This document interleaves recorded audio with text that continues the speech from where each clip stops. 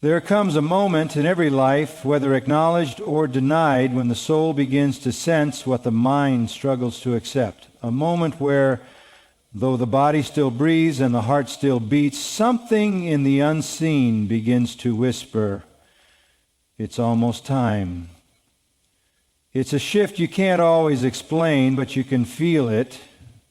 And for those with eyes to notice, there are unmistakable signs. One of the most profound and often overlooked is the sudden, unexplainable peace that comes days before death. A calm that sweeps in like a gentle, unexpected breeze on a stormy night. A stillness not born of circumstance, but of something higher, something eternal.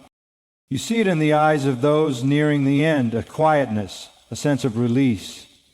Conversations that once revolved around plans, regrets, and unfinished dreams suddenly give way to simple, sacred moments. Words are chosen carefully, pauses grow longer, and the rush of daily life fades into the background. It's as though the soul knows what the mind still denies, that its time in this realm is drawing to a close, and soon it will step into what lies beyond. And in those final days, even for the restless, those who spent years chasing after things that left them empty, there's a peculiar peace that finds them. A peace not earned by works or worldly accomplishments, but gifted in those sacred final hours as the veil between this life and the next grows thin. It's an ancient grace, a quiet mercy extended to all, saint or sinner, as the soul begins to prepare for its eternal home. Families often notice it without understanding what it is. A loved one who spent years battling fear, anger, or bitterness suddenly begins to speak with gentleness. Their words carry a strange wisdom. There's a new softness in their gaze and ease in their presence. The things that once seemed so urgent, careers, conflicts, debts, disappointments, lose their grip on the heart. And whether or not they speak it out loud, there's a look in their eyes that says, "I see what's ahead, and I'm making peace with it." It's one of the greatest mercies heaven extends to man, to allow the soul this moment of stillness before crossing into eternity. And though we live in a culture terrified of death, dressing it up, delaying it, denying it, pretending it's a distant thing reserved for old age or illness, the reality is that death is a certainty that can come without warning. And when it does, for those given the grace to sense its approach, a divine clarity settles in. In those days before death, regrets lose their weight. The arguments you thought mattered don't.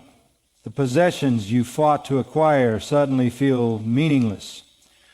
The grudges you nursed seem foolish. Because when eternity stands at the door, it forces you to see the truth. You brought nothing into this world, and you will take nothing out of it. All that remains is the state of your soul and the legacy you leave behind. I've seen it firsthand, the man who cursed God in his youth, who laughed at the things of eternity laying in a quiet room as the final days crept in, speaking of forgiveness, of people he wronged, of things left unsaid. And as the hours passed, the anger left his face, replaced by something almost childlike, a peace that made no sense to those who knew him, because something deep within him was making its final preparation. The unseen part of him was beginning to detach from this world, and that detachment, though sorrowful for those left behind, brought him rest. It happens with those of faith too, saints who live their lives anchored in the promises of God.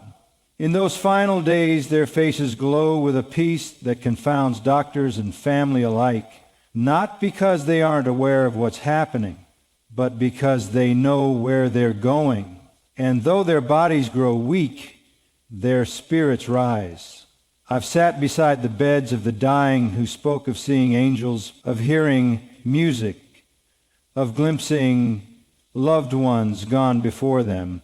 And whether or not you believe such testimonies, the peace that flooded those rooms was undeniable. That's because, as Scripture says, precious in the sight of the Lord is the death of his saints. Heaven does not treat death as the world does. To heaven, death is not the end. It's a return, a homecoming. And in those final days, even when pain and frailty surround the body, the spirit is gently lifted into a different awareness. The distractions of this life fade, and the eternal becomes undeniable. What's tragic is how often we miss these sacred moments, too busy, too numb, too distracted by the noise of our lives, to notice the divine peace settling over a loved one, too afraid of what it means to sit still in those moments. But if you're ever given the grace to witness it, don't rush it, sit in it, listen. There's wisdom spoken in those final hours that can shape a family for generations. There's forgiveness extended, blessings spoken, truths confessed, and more than anything, there's a peace that passes understanding. This sudden peace isn't always a sign of salvation, but it is a sign of transition. It's a signal that eternity has drawn near, and whether the soul steps into eternal joy or eternal separation is determined not by the emotions of those final days, but by the choices made while breath still filled the lungs. That's why the wise pay attention to those last moments, not just to honor the dying, but to remind the living of their own coming appointment with eternity. Because whether it's years from now or moments from now, that peace or its absence will one day be yours. And when it comes, no amount of success, status, or possession will matter. Only the state of your soul before a holy God. So when you see it in someone else, when you notice that sudden stillness, that quiet calm, that final clarity, recognize it for what it is, a divine whisper that the journey is ending. A gentle mercy in a world often void of such tenderness, and perhaps, most importantly, a reminder to examine your own heart while time is still yours. There is something unexplainable about the nights before death comes close, moments where the air feels heavier, the atmosphere shifts, and the unseen world inches closer to the one we can touch. And while the world brushes it off as coincidence or the effects of a troubled mind, those with spiritual discernment know better. In the final days before a person crosses over, dreams and visions often come, and with them encounters not of this earth. It's an ancient divine pattern, a way heaven and hell both begin to move around a soul about to leave its temporary home.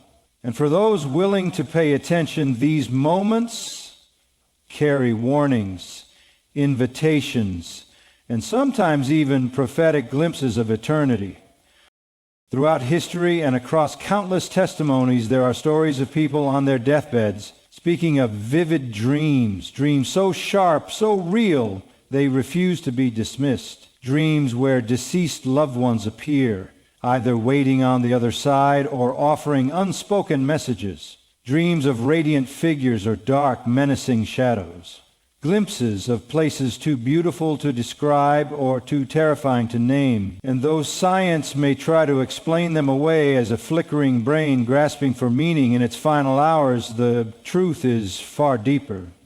Because the soul knows when it's near the border of two realms. It senses what the body cannot process. And in those final moments, the veil between this life and the next grows paper thin. I'd heard it time and again. A grandmother calling out to a husband who passed decades before. A dying man sitting upright in his hospital bed, eyes wide open, describing a light no one else could see. A child, moments before their final breath, smiling as if seeing someone standing at the foot of their bed. These aren't hallucinations born of medication or delirium. They are spiritual encounters. Heaven's final whispers or hell's last temptations, both vying for the soul about to cross the threshold. In those sacred hours, many speak of being visited in dreams by those who've gone before them. faces they haven't seen in years, suddenly clear and young, radiating peace. For believers, these moments often bring comfort, a reminder that death is not the end, but a return home. It's as though heaven sends a familiar face to ease the crossing, to make the transition less frightening. These aren't mere figments of a dying imagination, but divine kindness, a foretaste of what's coming.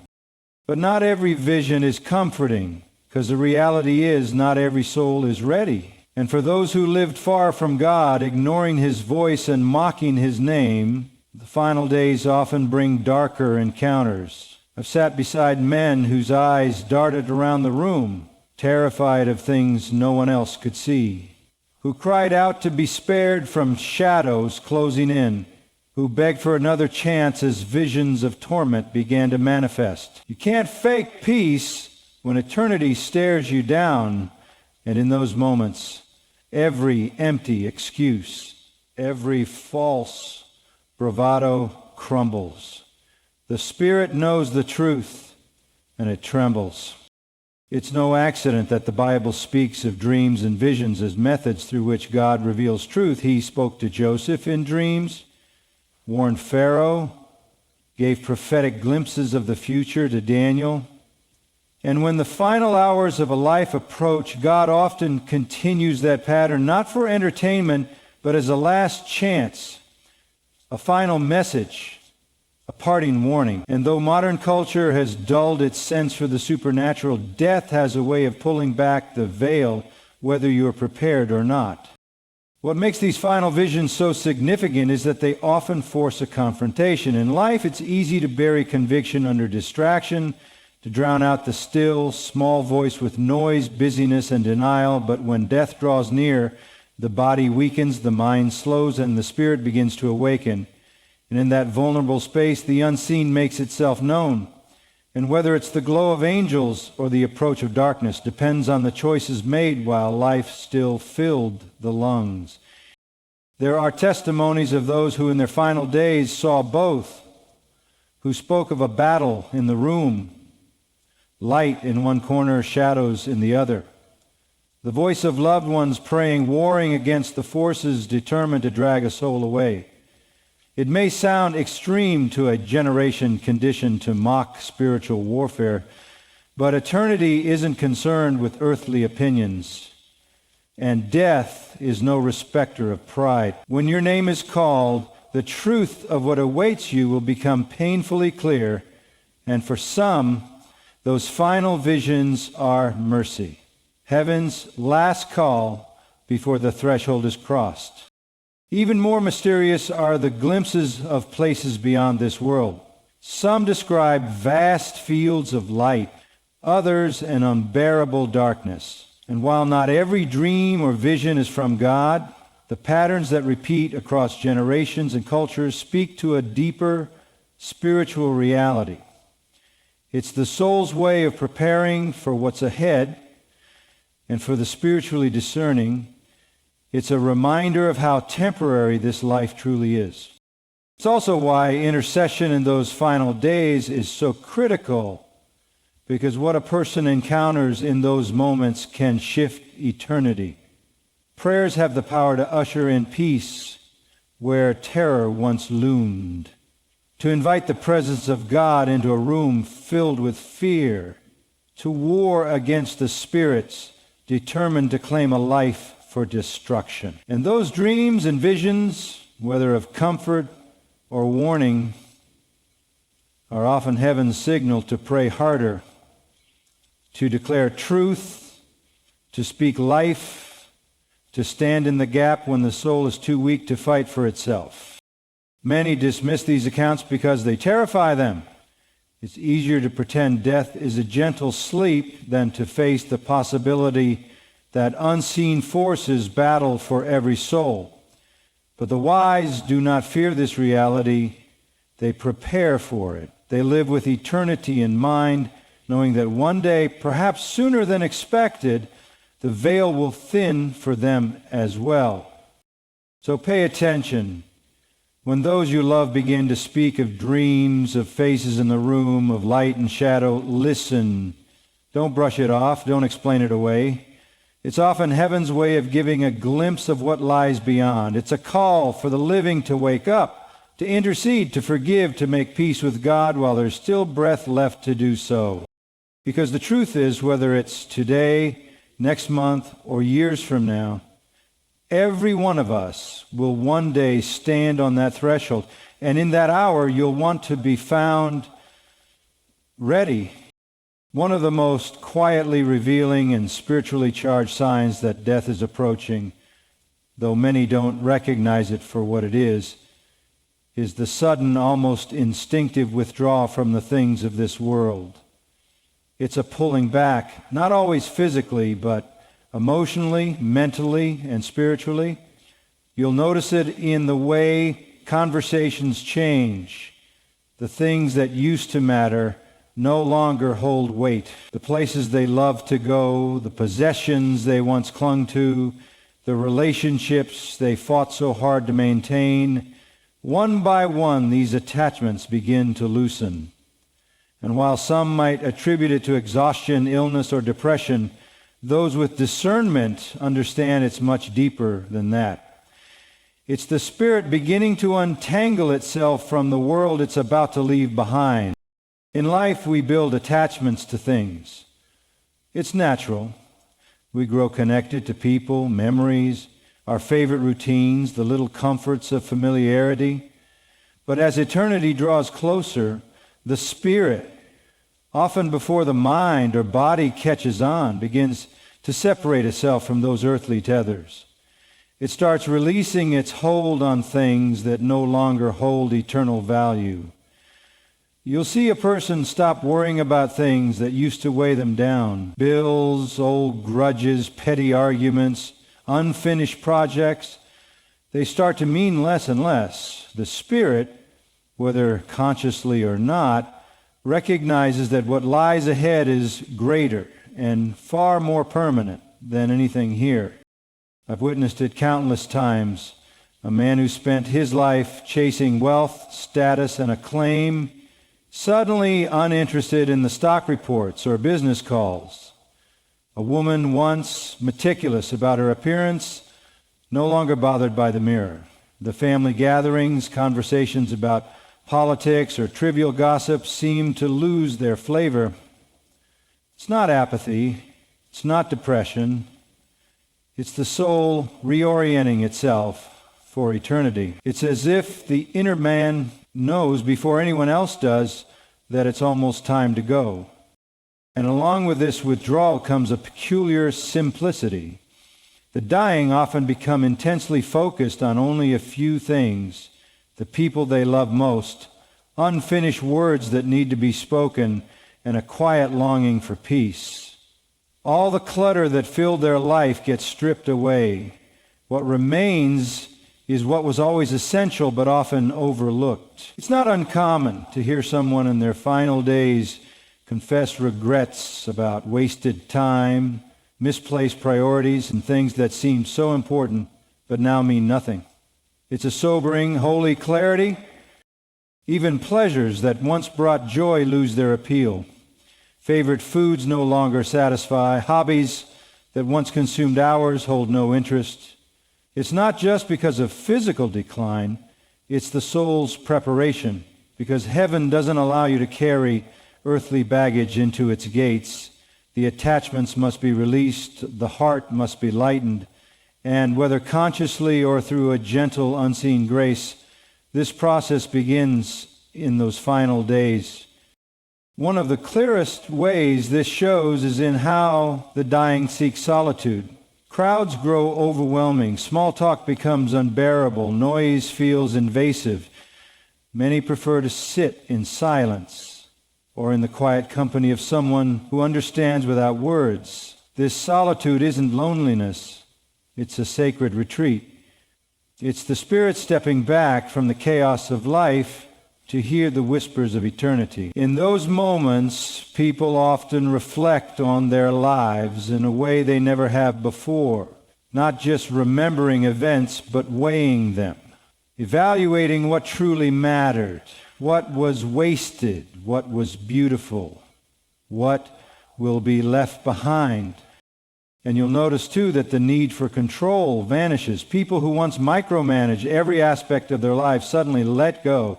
Plans they once obsessed over are forgotten. There's an acceptance, sometimes reluctant, sometimes peaceful, that the outcome is no longer in their hands. Because the closer you get to eternity, the less this world can offer you. And the spirit begins to long for its true home. For those without God, this detachment can be terrifying. The emptiness of a life spent chasing the temporary without securing the eternal becomes painfully clear. I've watched people in those moments realize too late that they clung to things they couldn't take with them. Their hands, once filled with possessions, status, and pride, suddenly find themselves empty. And it's a hollow, crushing feeling, because eternity does not respect earthly achievements. But for the believer, for those anchored in Christ, this detachment is a gift. It's freedom. It's a soul shedding the weight of a broken world and preparing to step into glory. It's why in those final days, saints often speak of going home. It's why their eyes, though dim with age or illness, suddenly light up at the thought of heaven. It's not resignation, it's anticipation. They understand sometimes before anyone else that what's ahead is far better than what's behind. Even the relationships of this world take on a different meaning. Goodbyes shift from sorrowful to sacred. There's an urgency to say the things left unsaid. Not because they're clinging to life, but because they're preparing to leave well, to leave at peace, to leave in a way that points others toward what truly matters. In those final days, people realize that the only things worth carrying into eternity are love, forgiveness, and faith. And for those still living, witnessing this withdrawal can be jarring. It forces us to confront our own attachments, to question the things we hold too tightly, the grudges we nurse, the fears we entertain. Watching someone you love begin to let go reminds you that one day you will too.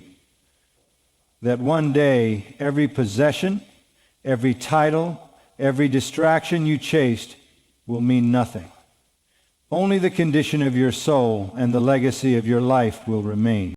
This is why the wise don't wait for those final days to release what needs to be let go. They learn from the departing. They listen to their words, their warnings, their regrets, and their peace. Because death, though it separates, also teaches. It strips away the illusion of permanence this world offers and forces you to see what's eternal. And perhaps that's the deeper mercy in this sign, not just that the dying withdraw, but that their withdrawal speaks to the living. A quiet call for us to examine our own hearts, to loosen our grip on things that won't matter in the end, to reorder our priorities while we still have time. Because whether in sickness, old age, or sudden moments, the day will come when your spirit begins its own withdrawal. And in that moment, you'll want to be sure you are holding fast to what truly lasts.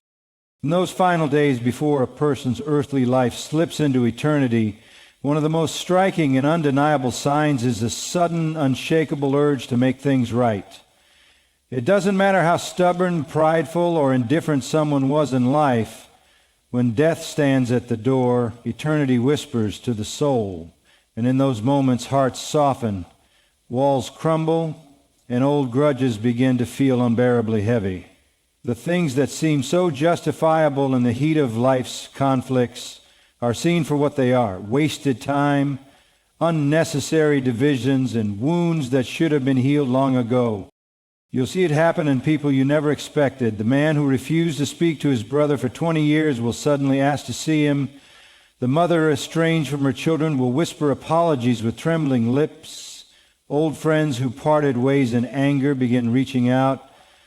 It's a phenomenon the world tries to explain psychologically, perhaps a coping mechanism, a subconscious attempt to ease guilt. But the spiritually discerning understand it as something much greater. It's eternity calling. It's the weight of unfinished business, growing unbearable, as the soul prepares to face the one who knows every hidden thought, every word spoken in anger, every grudge left unresolved.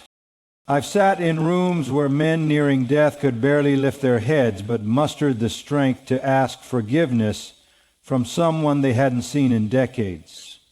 Women who lived hardened by pain suddenly breaking into tears, confessing regrets and pleading for peace. And what strikes me every time is the urgency of it, because when the veil between this life and the next begins to thin, people instinctively know they cannot take hatred, unforgiveness, or bitterness into eternity. Those burdens are too heavy to carry beyond the grave.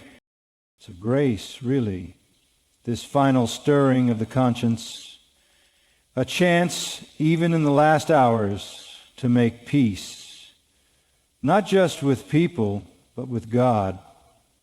It's no coincidence that many in their final days become obsessed with righting wrongs. They ask about people they haven't spoken of in years. They suddenly want to be honest about mistakes, about sins they carry quietly, not because they expect earthly consequences, but because eternity demands it. The soul knows that nothing is hidden from the eyes of the one it will soon meet. And even those who claim to reject faith, who mock the idea of accountability beyond this world, often find themselves unable to ignore the gnawing pull to set things right. The arguments they clung to, the pride they wore like armor, begin to feel meaningless. The grudges they justified so carefully begin to torment them. Because the closer you stand to eternity, the more trivial earthly offenses seem in those final moments. The only thing that matters is peace with man and with God. This is why many deathbed conversions, confessions, and reconciliations happen. The stubborn heart breaks. The proud man humbles himself. The bitter woman lets go. Because when you realize how short life is and how permanent eternity will be, forgiveness suddenly becomes not a favor to someone else, but a necessity for your own soul. The grievances you thought you'd take to your grave reveal themselves to be poison you were never meant to carry. I remember a story of a man, hardened and cruel his entire life, who lay dying after years of estrangement from his family. In his final hours, he wept like a child, begged to see his son, asked forgiveness for every cruel word, every abandonment. His son came, and though the pain of years couldn't be undone, there was a peace in that room after they embraced. A heaviness lifted, because in that sacred space between life and death, eternity overshadowed everything else. The soul craves reconciliation before it crosses into judgment. It's also during these moments that many feel the need to confess long-buried sins, things no one else knew about, mistakes covered up, betrayals never admitted. And while some might believe it's simply the mind emptying itself before death, spiritually it's much more than that. It's the conscience refusing to let a soul step into eternity carrying lies. Even if the confession changes nothing on earth, it frees the soul of a burden it was never meant to carry into the next world. For the believer, this urge comes not from fear, but from a deep, holy desire to meet the Lord with clean hands and a pure heart, to not leave anything unsettled if it's within their power to fix, to forgive as they have been forgiven, to release offenses as they themselves hope to be released. It's why Scripture says, "Do not let the sun go down on your wrath," because death does not announce its arrival. And the wise learn to live in such a way that if today were their last, there'd be no need for frantic last-minute apologies. But sadly, many put off reconciliation, assuming they have time. Yet when death finally draws near, that clock runs out quickly. And the soul's desperation to settle things is often born from the terrifying realization that the opportunity to do so is slipping away. This is why the living must take this as a warning. Don't wait until your body is too weak to call the one you hurt. Don't postpone forgiveness until your voice trembles too much to speak it. Eternity will come whether you're ready or not. And those who leave this world at peace with others and with God will enter the next with a lightness the bitter, unforgiving heart will never know. And those final hours often teach the living far more than the dying.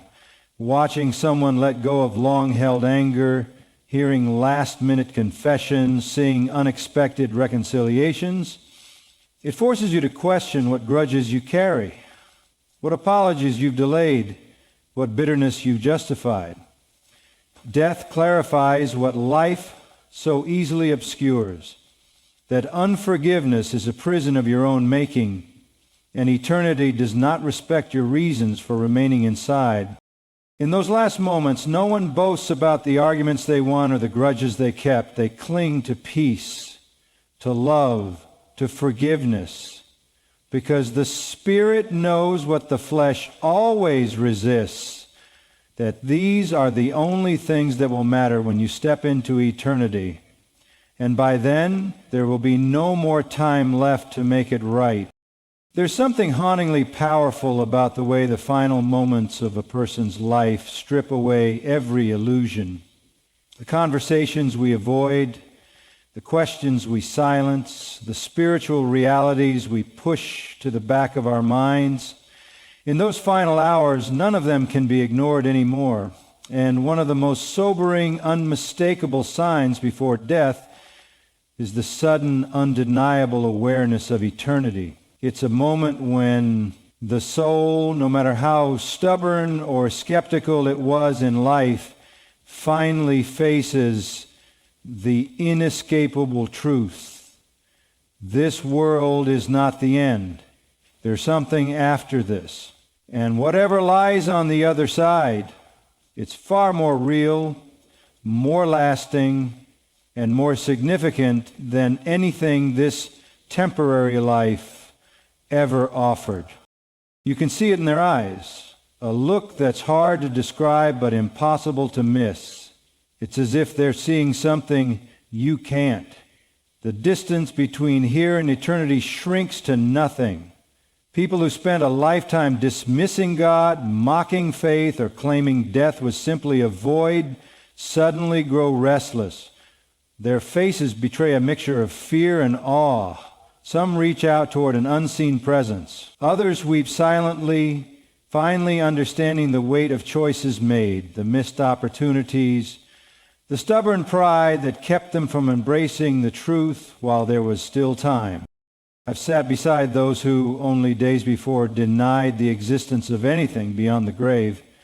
But as their final breath approached, they spoke of seeing a great light, of feeling an overwhelming presence in the room, of hearing voices calling them names of people long gone.